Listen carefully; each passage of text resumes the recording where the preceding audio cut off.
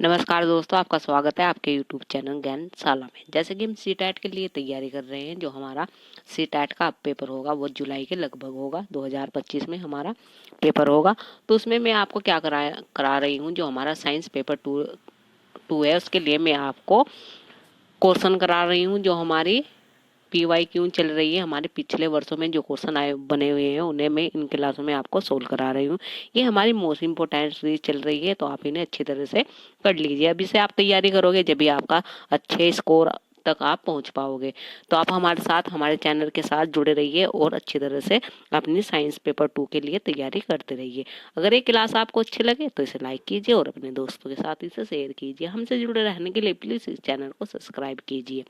तो देखते हैं आज हम आगे जो हमारे क्वेश्चन बने हुए हैं पिछले वर्षों में उन्हें हम सोल्व कर लेते हैं। तो ये हमारा पहला क्वेश्चन है। इसमें क्या बताना है हमें, निम्नलिखित में से कौन सा एक लिंगी पुष्प का उदाहरण है, ये बताना है हमें। तो इसमें हमारा सरसों है, गुलाब है, पपीता है, पिटूनिया है। तो हमारा जो एक लिंगी पुष्प होता है वो कौन सा होता है, वो होता है हमारा पपीता। तो ऑप्शन नंबर सी हमारा इसमें सही आंसर हो जाएगा। ये हमारे सीटेट में आया हुआ है। 2023 में हमारा जो शिफ्ट के क्वेश्चन पेपर हुए थे उसमें ये शिफ्ट में पूछा गया है। नेक्स्ट क्वेश्चन देखते हैं। इसमें क्या बताना है हमें, राइजोबियम जीवाणु प्राय चने, मटर, मूंग, बीन और अन्य फलों की जड़ों में पाया जाता है। जीवाणु का पौधा संबंधी कहलाता है। तो कौन सा कहलाता है वो हमारा, सहजीवी संबंध, परजीवी संबंध, परपोषी संबंध या कीटाहारी संबंध। तो कौन सा कहलाता है वो, ऐसे जीवाणु को हम क्या कहते हैं, ऐसे जीवाणु के पौधों को हम कहते हैं सहजीवी संबंध। तो ऑप्शन नंबर फर्स्ट हमारा इसमें से ही आंसर हो जाएगा। नेक्स्ट क्वेश्चन देख लेते हैं।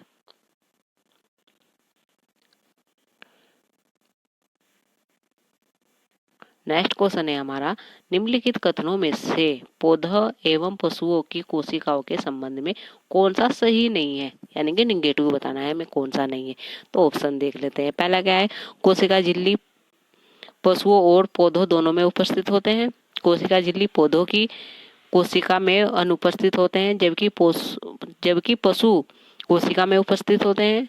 लवक केवल पौधों की कोशिका में उपस्थित होते हैं। कोशिका कोशिका द्रव्य पशु एवं पौधों दोनों की कोशिकाओं में उपस्थित होते हैं। तो मैं जो निगेटिव बताना है यानी कि गलत बताना है वो ऑप्शन हमारा बी हो जाएगा। इसमें कोशिका भित्ति पौधों की कोशिकाओं में अनुपस्थित होते हैं, जबकि पशु कोशिकाओं में उपस्थित होते हैं। ये हमारा क्या है, गलत है। तो ऑप्शन नंबर बी हमारा इसमें सही आंसर हो जाएगा। नेक्स्ट क्वेश्चन है हमारा, नेक्स्ट क्वेश्चन क्या है हमारा, दी गई सूचनाओं के आधार पर निम्नलिखित की पहचान कीजिए। तो ये हमारे क्या है, ऑप्शन है, पौधे एवं जल पोषकों के परिवहन के लिए संवहन ऊतक हैं। बी क्या है, ऐसे संवहन ऊतक होते हैं जो कि पौधों में भोजन पहुंचाते हैं। पत्तों की सतह पर उपस्थित सूक्ष्म छिद्र होते हैं। ए बी सी क्या है, यानी कि ABC बताना है हमें क्या है। तो इसमें हमारा ए दारू जाइलम है, बी पोषुहार है, फ्लोरम बोलते हैं जिसे, और सी क्या है हमारा, रंधक है।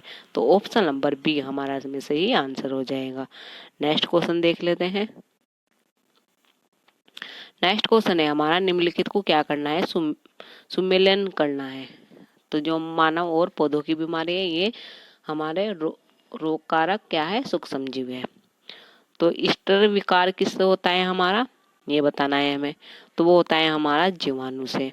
पोलियो किससे होता है, वो हमारा किससे होता है, विषाणु से। मलेरिया किससे होता है, वो होता है हमारा जीवाणु से। गेहूं की रस्टर किससे होती है, कवक से होती है। तो ऑप्शन नंबर फर्स्ट हमारा इसमें से ही आंसर हो जाएगा। नेक्स्ट क्वेश्चन देख लेते हैं। नेक्स्ट क्वेश्चन क्या है, तो ये हमारा नेक्स्ट क्वेश्चन है। इसमें क्या है, निम्नलिखित में से कौन सा कथन हमें सत्य बताना है, कौन सा है इसमें। तो देख लेते हैं, ऑप्शन देख लेते हैं हम। पहला क्या है हमारा, सरसों, गुलाब और पेटूनिया के फूल एक लिंगी होते हैं। मक्का, पपीता और खीरे के फूल उभयलिंगी द्विलिंगी होते हैं। सी, मर्दा युग्मक का सर्जन बीजाणु में होता है। निषेच निषेचन के पश्चात अंडाशय डिंबक ग्रंथि पौधे के बीज के रूप में बढ़ता है। तो हमें बताना है कौन सा हमारा सही है। तो इसमें हमारा ऑप्शन नंबर सी सही है। जो मादा युग्मज का सर्जन बीजाणु में ही होता है। तो ऑप्शन नंबर सी हमारा इसमें सही आंसर हो जाएगा। नेक्स्ट क्वेश्चन देख लेते हैं। नेक्स्ट क्वेश्चन है, निम्नलिखित कथनों को पढ़िए तथा सही विकल्प का चयन कीजिए। अभिकथन दे रखा है हमें और कारण दे रखा है। अभिकथन में क्या है हमारा, पत्तियों में स्टार्च मंड की उपस्थिति प्रकाश संश्लेषण की घटना को दर्शाती है। कारण, प्रकाश संश्लेषण के समय बनी ऑक्सीजन अंत स्टार मंड में परिवर्तित हो जाती है। तो बताना है ऑप्शन कौन सा सही है हमारा। तो ए तो बिल्कुल सही है हमारा, पर कारण क्या है हमारा, गलत है। तो ऑप्शन नंबर सी हमारा इसमें सही आंसर हो जाएगा। तो देख लेते हैं हम। एक शिक्षक कक्षा का आरंभ एक दिए गए भोजन के नमूने में मांड का रासायनिक परीक्षण का प्रदर्शन करके करता है। उपयुक्त कथन में रेखांकित शब्द से संबंधित संज्ञानात्मक प्रक्रिया है। तो कौन सी है, बोध करना, सर्जन करना, विश्लेषण करना या अनुपयोग करना। तो ये हो जाएगा हमारा बोध कराना, बोध करना, ऑप्शन नंबर फर्स्ट। नीचे दिए गए लवणों के आधार पर जंतुओं को पहचानिए। तो हमारा देखते हैं, लंबा मेरुदंड, बहुत सी मांसपेशियां, आगे को धकेलने के लिए शरीर, अनेक वालियों में मुड़ना। तो किसका होता है, ये हमारा होता है सर्प का, यानी कि सांप का होता है, ऑप्शन नंबर सेकंड। फिर क्या है, निम्नलिखित में से कौन सा अन्य से भिन्न है। तो कौन सा अन्य से भिन्न है हमारा, संरक्षण, उन्मूलन, मरुस्थलीकरण या अपर्दन। तो कौन सा है हमारा, वो हो जाएगा संरक्षण। क्या ये अन्य से भिन्न है, तो ऑप्शन नंबर फर्स्ट हमारा सही आंसर है। नेक्स्ट क्वेश्चन है, मंजुला समतल दर्पण में अपने प्रतिबिंब का प्रेक्षण कर रही है। उसकी दर्पण से दूरी 5 मीटर है, वह दर्पण की ओर 1 मीटर चलती है। अब उसकी और दर्पण में बने प्रतिबिंब के बीच की दूरी है, तो कितनी है हमारी, तो वो हो जाएगी हमारे, यानी कि जो हमारा दर्पण यहाँ है और जो मंजुला है वो इधर खड़ी है, तो जितनी इधर हमारी क्या होगी, इधर हमारी वो चलेगी इस साइड भी, यानी कि बैक साइड भी वो इतनी ही चलेगी। तो कितनी हो जाएगी हमारी, क्योंकि एक उसमें क्या हो गया हमारा कम, यानी कि एक उसका कम हो गया, 5 थी ना ये, तो अगर इधर 5 चलती इधर भी तो हमारा 10 हो जाता, पर ये कम हो गया है, तो इधर 4 कितना हो जाएगा 8। तो ऑप्शन नंबर 4 हमारा इसमें सही आंसर है। नेक्स्ट क्वेश्चन देख लेते हैं। इसमें क्या है, जब धात्विक चालक में विद्युत धारा प्रवाहित होती है तो चालक के उत्पादित ऊष्मा की मात्रा किस पर निर्भर करती है। यानी कि जब हमारे धात्विक चालक में क्या होता है, विद्युत धारा क्या है प्रवाहित होती है, तो चालक के उत्पादित ऊष्मा की मात्रा किस पर निर्भर करती है। तो किस पर निर्भर करती है देख लेते हैं, ऑप्शन से देखते हैं। केवल पदार्थ और लंबाई पर, केवल लंबाई और मोटाई पर, केवल पदार्थ और मोटाई पर, या पदार्थ लंबाई या मोटाई पर। तो किस पर निर्भर करती है, वो करती है हमारी पदार्थ लंबाई और मोटाई पर। तो ऑप्शन नंबर 4 हमारा इसमें से ही आंसर हो जाएगा। नेक्स्ट क्वेश्चन देख लेते हैं। ये हमारा क्वेश्चन है, इसमें क्या पूछा गया है, तो ये हमारा नेक्स्ट क्वेश्चन है। इसमें क्या है, यदि किसी तार की लंबाई और उसका अनुप्रस्थ प्रतिच्छेद दुगना कर दिया जाए तो विद्युत प्रतिरोध पर क्या प्रभाव पड़ेगा। यानी कि यदि किसी तार की लंबाई और उसका अनुप्रस्थ प्रतिच्छेद क्या कर दिया जाए, दुगना कर दिया जाए, तो उस विद्युत प्रतिरोध पर क्या प्रभाव पड़ेगा। तो देखते हैं ऑप्शन से। प्रतिरोध 4 गुना बढ़ जाएगा, प्रतिरोध 4 गुना घट जाएगा, या प्रतिरोध दुगना हो जाएगा। तो इसमें हमारा सही ऑप्शन हो जाएगा प्रतिरोध अपरिवर्तित रहेगा। तो यानी कि विद्युत प्रतिरोध पर क्या प्रभाव पड़ेगा, जो हमारा प्रतिरोध है वो क्या रहेगा, अपरिवर्तित रहेगा। तो ऑप्शन नंबर 4 हमारा इसमें से ही आंसर हो जाएगा। यदि धारा दुगनी कर दी जाए तो कितना अधिक ऊष्मा उत्पन्न होगी, तो 4 टाइम होगी हमारी। नेक्स्ट क्वेश्चन देखते हैं। इसमें क्या है हमारा, निम्नलिखित में से कौन सा विद्युत का चालक नहीं है। यानी कि चालक बताना है हमें कौन सा नहीं है। तो देखते हैं ऑप्शन से कौन सा हमारा क्या है विद्युत का चालक नहीं है। सिरका, नींबू का रस, लवण जल या अस्वित जल। तो कौन सा हो जाएगा जो हमारे विद्युत का चालक नहीं है, वो हो जाएगा हमारा ऑप्शन नंबर डी, अस्वित जल। तो ऑप्शन नंबर डी हमारा इसमें से ही आंसर हो जाएगा। निम्नलिखित, ये नेक्स्ट क्वेश्चन है हमारा, निम्नलिखित में से कौन सा जलीय विलयन विद्युत धारा का चालन नहीं करता है। यानी कि इसमें हमें क्या बताना है, जो हमारे जलीय विलयन है उसमें से जो हमारा विद्युत धारा का चालन नहीं करता है, तो वो बताना है हमें। ऑप्शन देख लेते हैं, नींबू का रस, शर्करा का, शुगर का विलयन, कास्टिक सोडा का विलयन, या साधारण नमक का विलयन। तो इसमें हमारा क्या हो जाएगा, वो हो जाएगा हमारा शुगर सोल्यूशन यानी कि शर्करा का विलयन। तो ऑप्शन नंबर सेकंड हमारा इसमें से ही आंसर हो जाएगा। नेक्स्ट क्वेश्चन देखते हैं, इसमें हमें बताना है निम्नलिखित कथनों को ध्यान पूर्वक पढ़िए और सही विकल्प का चयन कीजिए। तो ये हमारा विकथन और कारण वाला क्वेश्चन है। इसमें क्या है, चीनी का विलयन विद्युत का सुचालक है। फिर क्या है, कारण बताना है हमें, चीनी जल में अपने आयनों में विघटित नहीं होती है। तो इसमें हमें बताना है कि कौन सा ऑप्शन हमारा इसमें सही है। तो इसमें हमारा सही बताना है हमें कौन सा है। तो इसमें हमारा जो चीनी का विलयन विद्युत का क्या है, सुचालक होता है, ये तो हमारा गलत है। कारण चीनी जल में अपने आयनों में विघटित नहीं होती है, ये हमारा सही है। तो ऑप्शन कौन सा हमारा सही हो जाएगा, इसमें हो जाएगा हमारा ऑप्शन, यानी कि ए तो हमारा असत्य है किंतु आर क्या है हमारा सत्य है। तो ऑप्शन नंबर डी हमारा इसमें यानी कि 4 हमारा इसमें क्या है, सही आंसर हो जाएगा। नेक्स्ट क्वेश्चन देख लेते हैं,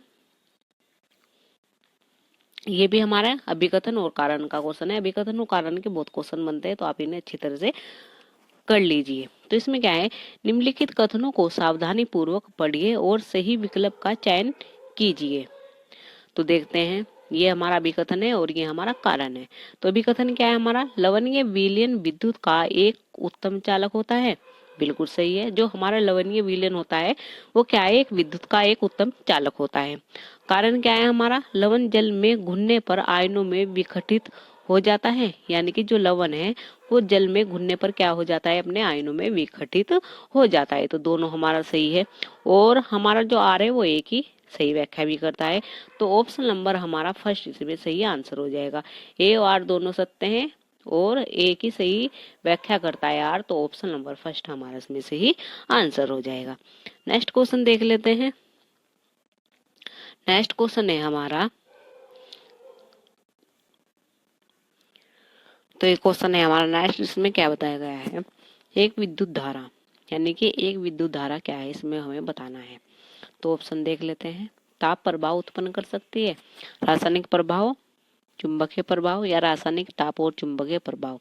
जो हमारी क्या है एक विद्युत धारा होती है वो क्या करती है, रासायनिक ताप और चुंबकीय प्रभाव उस पर पड़ता है। तो ऑप्शन नंबर डी हमारा इसमें सही आंसर हो जाएगा। नेक्स्ट क्वेश्चन देख लेते हैं।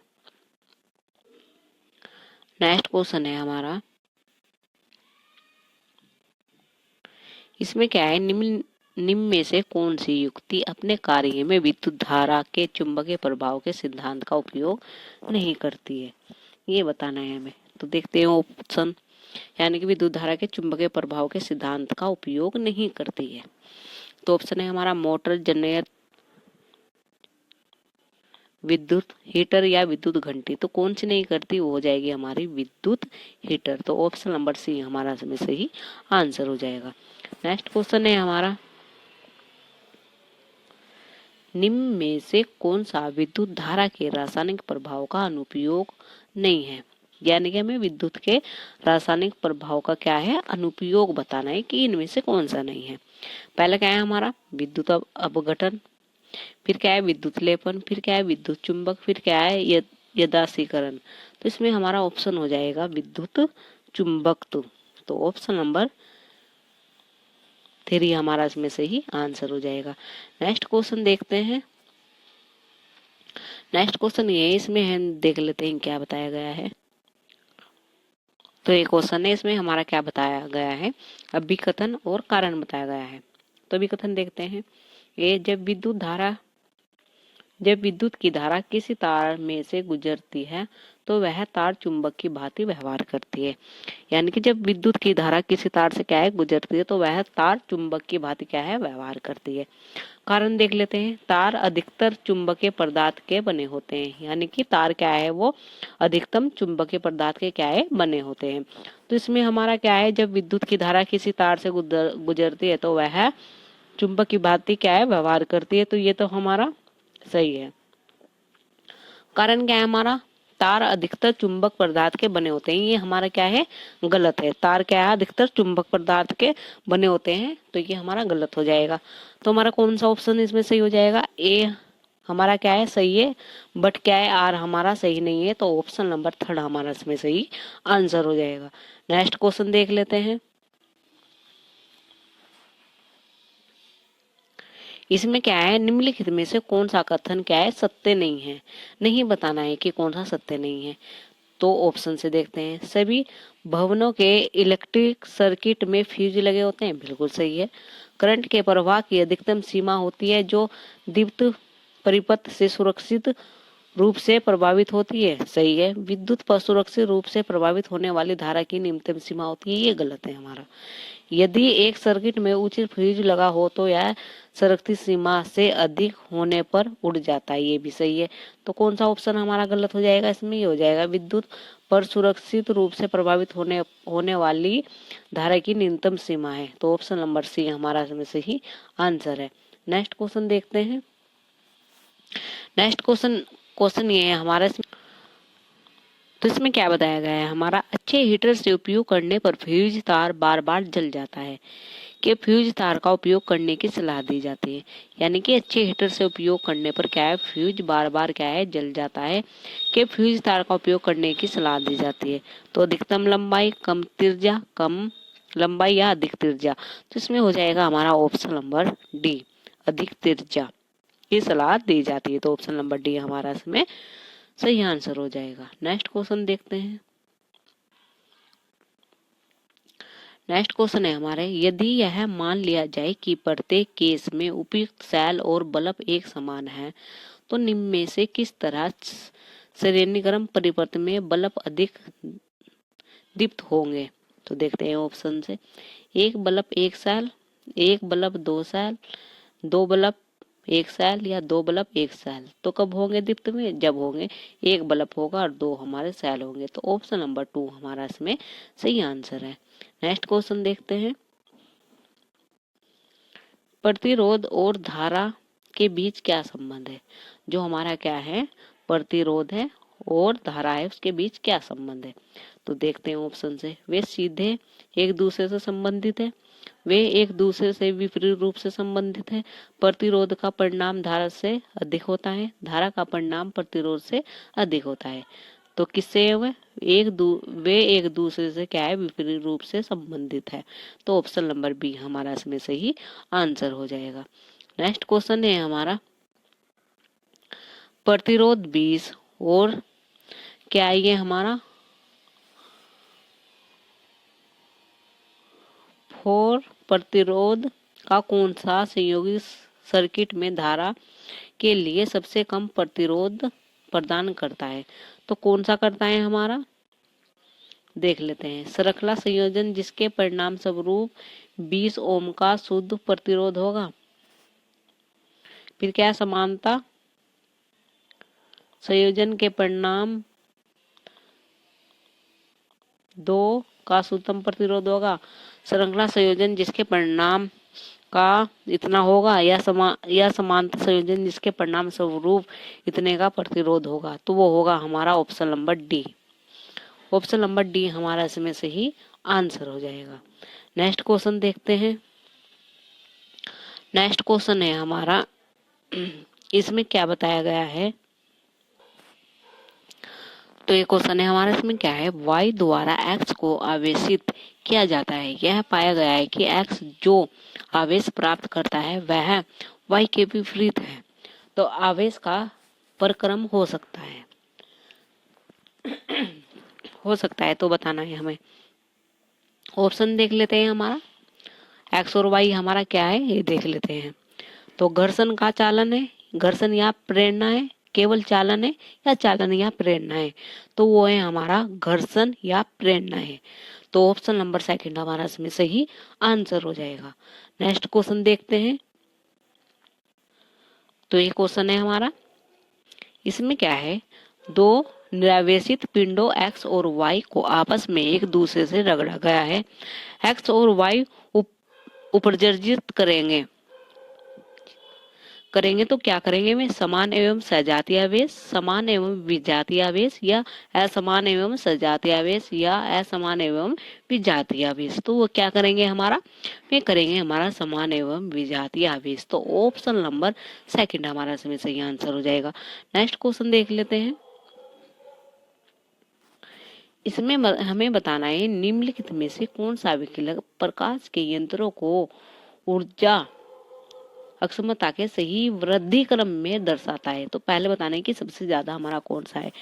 तो इसमें देखना है हमें। तो इसमें देखते हैं हम, सबसे ज्यादा हमारा क्या होगा, एलईडी होगा, ट्यूबलाइट होगा, फिर हमारा सीएफएल होगा, फिर तपती दीप होगा।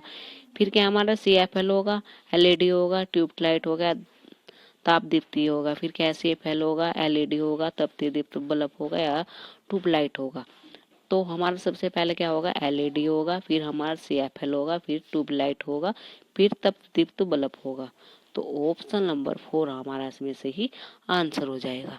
तो ये क्वेश्चन थे जो मैंने आपको कराए हैं। आई होप आप इन्हें अच्छी तरह से समझ पाए होंगे। अगर ये क्लास आपको अच्छी लगे तो इसे लाइक कीजिए और अपने दोस्तों के साथ इसे शेयर कीजिए। हमसे जुड़े रहने के लिए प्लीज इस चैनल को सब्सक्राइब कीजिए। तो इस तरह से हमारे साथ आप जुड़े रहिए और अपने साइंस पेपर 2 के लिए अच्छी तरह से तैयारी करते रहिए। धन्यवाद इस क्लास को देखने के लिए।